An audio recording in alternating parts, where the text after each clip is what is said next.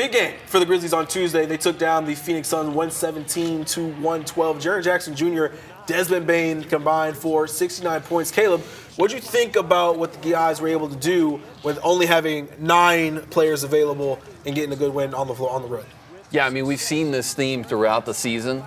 Memphis have the most player games missed, 155 games this year, which honestly, I did not know going into it. A lot of teams have been injured. You look at New Orleans. New Orleans is close, but 155 games, and they're the only team that's top 5 in defensive rating and offensive rating. That's extremely impressive. Ja's only played 20 games this year. Edey's around that same clip as well. I said it after we were talking about the OKC game on Monday. I felt like this team, now Phoenix is not as good as OKC, especially defensively, but I feel like this unit can still beat pretty much anyone in the NBA because they have Jaren Jackson, because they have Desmond Bane. Did they want them to score 38 points? Jaren Jackson Jr. scores 38 and Desmond scores 31 every game. No, they don't want it to be like that. But you still had a lot of help from guys like Luke Kennard. You had SBJ coming in defensively playing well. Jalen Wells playing defensively as well. You had a little bit of a boost from Cam Spencer too. These guys just play as one unit always, and I think that's a credit to the coaching staff as well. It's also a credit to Jaren Jackson Jr. and Desmond Bane's ability to lead. I think they've grown as leaders a lot last year, where they had to be. For a lot of those young guys who have never stepped into an NBA locker room before, they're there for 10 days and they're out. And whenever we talked to them, they talked about the impact that guys like Jaren and Bane had on them, in their career moving forward. I think you can see that with someone like Jalen Wells, someone like Scottie Pippen Jr. It's one thing to play in the NBA and to get there, and it's another thing to know that I should be here. And you saw that a clip that we're going to see later with Cam Spencer kind of going at it with Devin Booker. The first guy there was Jaren Jackson to push Devin Booker away, I thought that was pretty cool. Great win. A lot of people were saying this is a terrible loss for Phoenix, but I don't think it's that bad. I mean, they couldn't guard Jaren Jackson Jr., bottom line, and Bane was shooting at will and was making a lot of shots. So I think this game is like a really strong dichotomy from what we saw in the OKC game, where OKC, pretty much the same amount of players available for the Grizzlies. OKC is such a strong defensive team that you got into that second quarter and just got lopsided really fast. And what we said on Monday was, we were kind of disappointed in the performance that we got from Jaren Jackson Jr. He got locked up.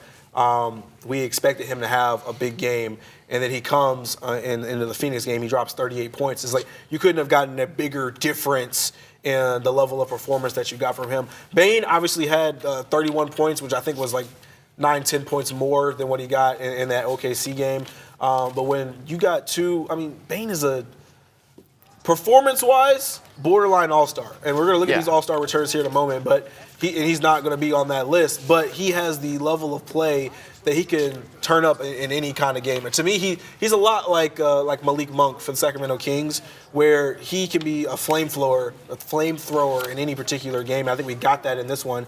And then Jaren is like, you're just bullying guys. Yeah. You know what I'm saying? Like, he understands. There's certain matchups he gets, you can kind of tell he's licking his chops a little bit. He knows that guy in front of me can't guard me, whether it be on the perimeter or in the paint as well. So I love what we got out of that Phoenix game. I think it's going to be kind of what we're going to have as they continue to move forward. We should be getting some guys back here in this next week or two. This feels like a weather the storm kind of couple of weeks for the Memphis Grizzlies because they got to still get through some really tough opponents. But they got the Kings coming up next. They're still on the road out there in Sacramento. I think this will be interesting because we saw what happened the last time they played Sacramento, which was like a really weird game. You get Ja Morant, who gets ejected, who was really having a poor game in that one. I felt like one of those, let me just get to the locker room and let the other guys handle it kind of game. We had a Marcus Smart showing who had 18 points and 5 assists in that one. He won't be in this game. He's still hurt with an index finger. And you got Bane, who had 18 points, 8 rebounds, 7 assists, kind of one of those stat sheet stuffer kind of games that doesn't necessarily scream at you points-wise. The Kings are always kind of a tricky one for the Grizzlies. Yeah, and they need to pick up some wins in order to get back into that top 10, and I think they have the team to do it. New coach now, so it'll be interesting to see how he's kind of adapting to that. I think it's going to be the De'Aaron Fox show. They still haven't figured out really how to replace Harrison Barnes in a way to really find that output. No one really plays the same way that Harrison does. It's a good matchup overall because Jaren Jackson Jr., despite Sacramento, being a decent team in the paint, should be able to continue to feast. And Jaren's the type of guy, when he's on a heater, he's going to continue it. Yeah. He eats those 35-point games for dinner. He loves them. Yeah. So you had a little stat about Jaren and 30-point games? Yes. So there's 84 games a Grizzly have scored 35 or more points in Grizzlies history.